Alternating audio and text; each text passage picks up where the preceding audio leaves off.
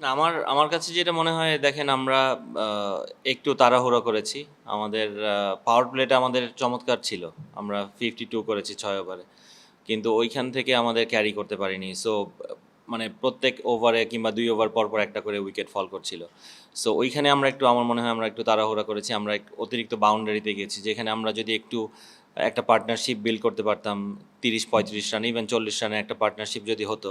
কারণ উইকেটটা দেখে যেটা আমরা বুঝেছিলাম যে এই উইকেটটা 200 রানের উইকেট হয়তো বা না, কিন্তু যেহেতু পাওয়ার প্লেটাও ভালো শুরু হয়েছিল, সো ওইখান থেকেই আমার মনে হয় ব্যাটসম্যানরা একটু ওইখানে ক্যারিড অ্যাওয়ে হয়ে গেছে যে আহ, মারলেই লাগছে, কিন্তু সব বল লাগবে না। বাতাসের একটা ফ্যাক্টর ছিল, ইমন যেটা আউট হয়েছে ওইটা হয়তো বা বাতাসের ফ্যাক্টর না হলে এটা অনেক বড় ছয় হতো, যেটা মাঠে রয়ে গেছে বলটা।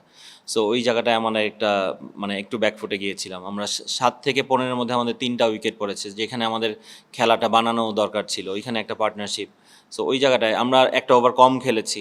সো আপনি দেখেন যেভাবে আমরা বোলিং করেছি ওদেরকে, পাওয়ার প্লেতে ওদের 2 উইকেট পড়েছে, 47 রান করেছিল। সো আমরা যেভাবে বোলিং করেছি, আমাদের স্কোর বোর্ডে যদি আরও 30-35টা রান থাকতো, তাহলে এতটা সহজ হতো না অস্ট্রেলিয়ার জন্য। রাইট। না, উইকেটটা ভালো ছিল, একদম যে খারাপ ছিল তা আমি বলবো না। কোনো আনইভেন কোনো কিছু দেখা যায়নি। তবে হ্যাঁ, একটু যেহেতু দিনের আলোতে খেলা হচ্ছে, মানে উইকেটে একটু তো ধরেন বল একটু স্লো সাইডে থাকতেই পারে। কারণ লাইটের নিচে খেলা হলে একটু বল স্কিড করে, সে ওই ফ্যাক্টরটা হয়তো বা ছিল না। সো উইকেটটা একটু স্লো সাইডে হয়তো বা ছিল।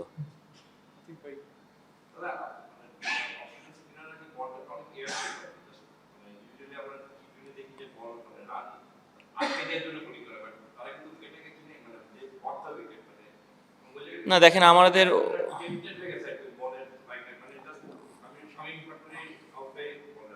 না ওরা যেভাবে ট্র্যাপ করেছে আমরা ওদের ট্র্যাপে পা দিয়েছি, আমার কাছে যেটা মনে হয়েছে। কারণ ওরা চাচ্ছিল যে আমরা বড় শট খেলতে, যে একটা মিস্টেক যদি মিস টাইমিং হয়, এবং ওইটাই হয়েছে আমাদের।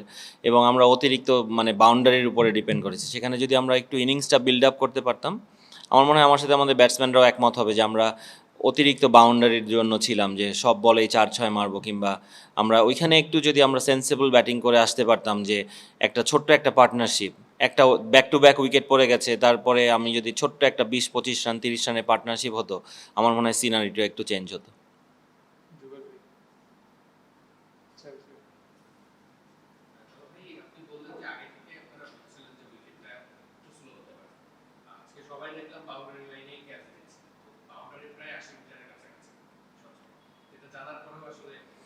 না দেখেন, আপনি জানার পরেও একটা ব্যাপার হয় যে আপনি, আপনার পার্টনাররা যখন ভালো মারছে, উইকেটে যখন বল আসছে, তখন আপনার ডিসিশন আপনি চেঞ্জ করতে পারেন যে উইকেটটা হয়তো বা এইরকম থাকবে।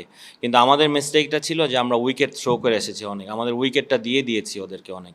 সো ওইখানে যদি আমাদের একটা পার্টনারশিপ হতো, যে কোনো একটা উইকেটে একটা 40 রানের পার্টনারশিপ হলে আমাদের সিনারিটা চেঞ্জ হতো। ওটা আমি বলছি যে এতগুলো উইকেট যদি আমরা না দিতাম ওদেরকে, আমরা একটা ওভার কম খেলেছি, যেখানে আমাদের টেইলে ব্যাটিং করেছে শেখ মেহেদির সাথে, রাইট?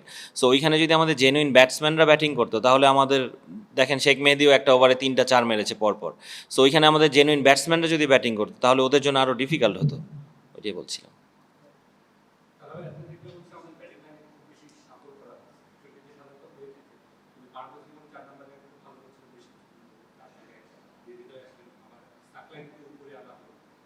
ওইটা লেফটি রাইটের একটা কম্বিনেশনের কারণে করা হয়েছিল আসলে।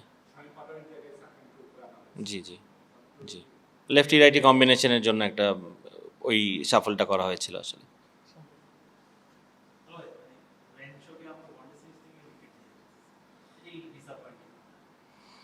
অবশ্যই, কারণ আমার মনে হয় র্যানচো ওই ধরনের এমন এফেক্টিভ বলার না যে এরকম কন্টিনিউয়াসলি আমাদের উইকেট নিয়ে যাবে।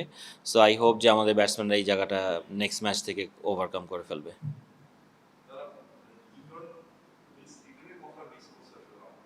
লিটনকে অবশ্যই মিস করেছি আমরা।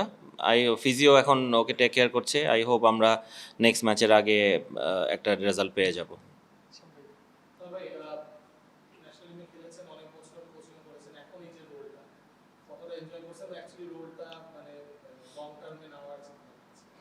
না দেখেন, লং টার্মে নেয়ার প্ল্যানটা তো আর আমার থাকলে হবে না, এটা বোর্ডের ডিসিশন পুরোটাই।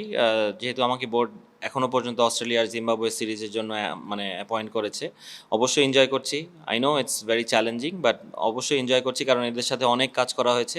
হ্যাঁ, ন্যাশনাল টিমের এই জার্সিতে হয়তো বা কাজ করা হয়নি, কিন্তু ইন্টারন্যাশনাল টিমগুলোর এগেনস্টে হয়তো বা কাজ করা হয়নি। এখন প্ল্যানিং প্রোগ্রামিং সব যাই করছি না কেন, অস্ট্রেলিয়া নিয়ে করছি, নেক্সট সিরিজ হয়তো বা জিম্বাবুয়ে ওদেরকে নিয়ে করবো, বাট কাজ সেম। সো খালি জাস্ট ব্যাটসম্যান চেঞ্জ। সো ওই কাজ খুবই সিমিলার।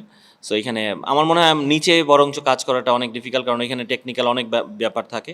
এখানে মোটিভেট করা, এখানে স্ট্র্যাটেজি করা, প্ল্যানিং করা, প্লেয়ারদেরকে কিভাবে খুব ভালো একটা মাইন্ড রাখা যায়, খুব একটা ভালো জোনে রাখা যায়, ওই জিনিসগুলোই করা হয় আসলে এখানে। স্পেসিফিক্যালি তার ব্যাপারে জিজ্ঞেস করবো না, তবে ফাস্ট বোলিং নিয়ে তো এখন ওয়ার্ল্ডের সবাই কথা বলছে, বাংলাদেশের ফাস্ট বোলিং নিয়ে। এটা আপনার কাছে কেমন লাগছে, being a form of fast bowling? দেখেন, এটা অবশ্যই ভালো লাগে। বাংলাদেশে আমরা সবসময় স্ট্রাগল করেছি ফাস্ট বোলিংয়ে, এবং আপনারাও সবাই জানেন যে কেন আমরা স্ট্রাগল করেছি। আমাদের উইকেট একদমই পারমিট করতো না আমাদের বলারদেরকে।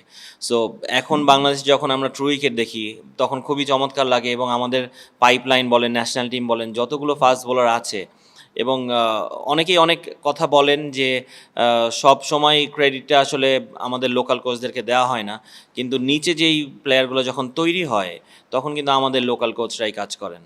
সো আমি সবাইকেই ক্রেডিট দিব, সবারই এখানে অনেক ক্রেডিট পাওয়ার যোগ্য তারা। সো আমি কাউকে ছোট করব না, কারণ কোচিং হয়তো বা, হ্যাঁ, আমাদের কোচদেরকে অনেক এডুকেশন প্রোগ্রাম হয় না, কিন্তু সবাই নিজের চেষ্টায় অনেক চেষ্টা করে ভালো কিছু করার। এবং আমরা এখন কিন্তু দেখতে পাচ্ছি, আমরা যারা ফাস্ট বোলার নিয়ে কাজ করি, ইভেন আমাদের ব্যাটসম্যানদেরও এবং আমাদের ফিল্ডিংয়েও আপনি দেখেন অনেক ইমপ্রুভমেন্ট আমাদের কিন্তু আছে। সো তার মানে কি, আমাদের লোকাল কোচরা ভালো কাজ করছে। সো আমরা যদি আমাদের লোকাল কোচদেরকে, আমাদেরকে আরও বোর্ড থেকে ইনিশিয়েটিভ নিয়ে, আমি জানি নিশ্চয়ই তামিম এটা করবেন, আমাদের বোর্ড প্রেসিডেন্ট এটা করবেন, যে আমাদের এডুকেট করার জন্য আরও প্রোগ্রাম হয়তোবা তারা শুরু করবেন। সো ওইটা হলে তো ধরেন অনেক বেটার হবে আসলে দেশের কোচিং।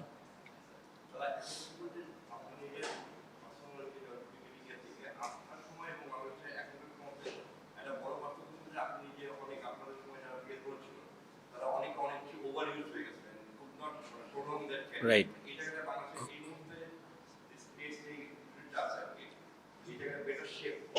100% আতিফ ভাই, এটা ধরেন আমরা যেভাবে করে বলারদেরকে গাইড করি, কিংবা যেভাবে ওদের ওয়ার্কলোড ম্যানেজ করি, এটা আমাদের সময় থাকলে ধরেন আমরা এত কম ছোট ক্যারিয়ার হতো না। ওর মাশরাফি কিংবা আমি যারাই ছিল ওই সময়, এত ইনজুরিতে আমরা পড়তাম না। আর আমাদের ফিজিও কালচারও ওই সময়টায় ছিল না, ট্রেইনার ছিল না।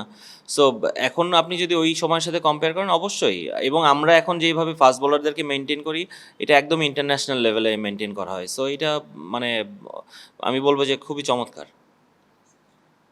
যারা বলছেন যে উইকেটটা একটু স্লোটা শুরুতেই বোঝা গেছে, তো পুরো ব্যাটসম্যানরা প্রতি ওভারেই অ্যাটাক করতেছেন, তো ড্রেসিং করতে কোনো মেসেজ ছিল কিনা কাউকে হোল্ড করার জন্য? আর সকালে আর্জেন্টিনা ম্যাচ ছিল আপনাদের? না, আর্জেন্টিনার ম্যাচ দেখা হয়নি। ওইটা পরে স্কোর দেখা হয়েছে। সো ব্রেকফাস্টে ওটা নিয়ে আলোচনা হচ্ছিল। আর আপনার প্রথম যে প্রশ্নটা ছিল, মেসেজ দেওয়া হয়েছে কিনা, দেখেন অবশ্যই এগুলো তো দেওয়া হয়, কেন হবে না। কিন্তু তারপরেও মানে আমি বলবো যে একটা খারাপ দিন ছিল, আমরা সবাই মিলেই এটার দায়ভার নিচ্ছি। এটা পুরো টিমেরই দায়ভার নেওয়া উচিত, আমরা সবাই এই দায়ভার নিচ্ছি। কিন্তু আমি আশা করব এবং আমরা চেষ্টা করব পরের ম্যাচে অনেক স্ট্রংলি কামব্যাক করার।